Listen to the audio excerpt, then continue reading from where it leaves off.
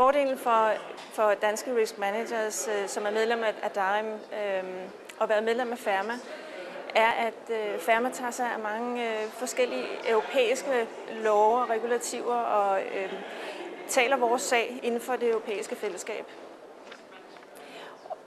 Med hensyn til at deltage i konferencen på FERMAs konference i Stockholm, så er det jo altid fantastisk at komme til et sted, hvor man kan møde alle de forsikringsudbydere og forsikringsmæglere, der er på markedet.